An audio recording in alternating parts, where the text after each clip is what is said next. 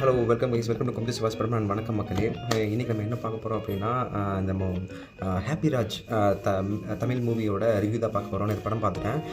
Return and directed by Mariya Raja Ilanchezhiyan அப்படின்னு சொல்லிட்டு யார் நடிச்சிருக்காங்க அப்படின்னா, music and acted by GV Prakash மூவினாலேயே பார்த்திங்க அப்படின்னா ஒரு லவ், ஒரு ரொமான்டிக்கு, ஒரு எல்லாமே ஒரு கலந்த ஒரு மசாலா மூவியாக தான் இருக்கும். ஃபைட்டு எல்லாமே கலந்த ஒரு மசாலா மூவியாக தான் இருக்கும். இந்த படமும் அப்படியே தான். ஹாப்பி ராஜ் இதில் என்ன அப்படின்னா, அது குழந்தை பிறகுறப்ப பார்த்தீங்கன்னா அவங்க பேர் வந்து ஆனந்தராஜ், அதனால் ஹாப்பி ராஜ்னு அவங்க அப்பா வச்சுருப்பாரு. அவங்க அப்பாவுக்கு இதில் என்ன ஒரு சின்ன ஒரு அதை நான் ஸ்பாயில் பண்ண விரும்பலை. லாஸ்ட்டோட இதில் ஒரு சின்ன என்ன வரும் அப்படின்னா, அவங்க ஜிவி பிரகாஷ் அவங்க அப்பா மரியம் ஜார்ஜ் அவர்கள் தான் இந்த கதையோட ஒரு மெயின் பாயிண்ட்டே. அவங்க தான் ஹீரோன்னு கூட சொல்லலாம். அப்புறம் ஸ்ரீ கௌரி பிரியான்னு சொல்லிட்டு ஜிவி பிரகாஷ்க்கு ஒரு ஹீரோயின் வந்திருக்காங்க. அவங்களோட ஆக்டிங் நல்லாயிருக்கு. அவங்க பார்த்திங்கன்னா அப்பாஸோட டாக்டராக வராங்க. இந்த கதை பார்த்திங்க அப்படின்னா ரெண்டு குடும்பத்தில், அதாவது ஜிவி பிரகாஷ் குடும்பம், ஸ்ரீ கௌரி பிரியா அவங்க குடும்பத்துக்குள்ள நடக்கிறக்குள்ள ஒரு கதை தான். அந்த கதைக்குள்ளே பார்த்திங்க அப்படின்னா மெயினானது பார்த்திங்கன்னா, இந்த சைடு அவங்க அப்பா அப்பாஸும், இந்த சைடு அவங்க அப்பா மரியம் ஜார்ஜும் எப்படி வந்து அவங்களோட ஈகோவில் கிளாஸ்னால் தாண்டி வந்து எப்படி அவங்கள சேர்த்து வைக்கிறாங்க தான் இந்த கதையே. ஹாப்பி ராஜ் அப்படின்னு சொல்லிட்டு இந்த கதையில் ஒரு நல்ல ஒரு பாயிண்ட் சொல்லியிருக்காங்க. அதாவது என்ன அப்படின்னா, ஒரு மனுஷனோட அந்த அவங்களோட கல்ச்சரு, அவங்களோட பேக்ரவுண்டு, அவங்க உருவத்தை பார்த்து எதுவுமே எடப்பாட ஜட்ஜ் பண்ணக்கூடாது. அவங்களும் வந்து ஒரு காசு இருந்துச்சு அப்படின்னா அவங்களும் வந்து என்ன வேணால் பண்ணுவாங்க. காசு போட்டவங்க மட்டும்தான் வந்து அந்த மாதிரி ஒரு எலைட் கல்ச்சரில் இருக்கிற மாதிரி இல்லை.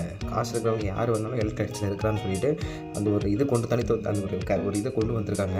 அந்த கருத்தை இந்த படம் வந்து எப்படின்னா, அந்த ஃபாதர் அண்ட் சன்னுக்கான ஒரு நல்ல ஒரு ரிலேஷன்ஷிப் வந்து எடுத்து வரைக்கிற மாதிரி இந்த படம்.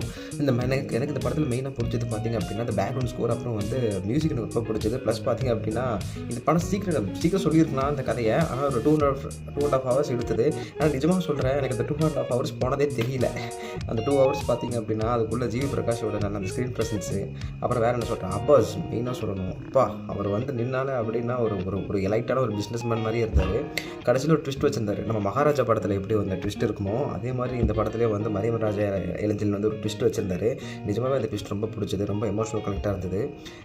ஒருத்தர் ஒரு காலத்தில் செஞ்ச உதவி வந்து இன்னொரு காலத்தில் வந்து அது எப்படி வந்து அது அவங்களுக்கு வருது அப்படிங்கிறது வந்து தான் இதோட இந்த கடைசி அந்த பிளாட் ரொம்ப சூப்பராக இருந்தது எனக்கு.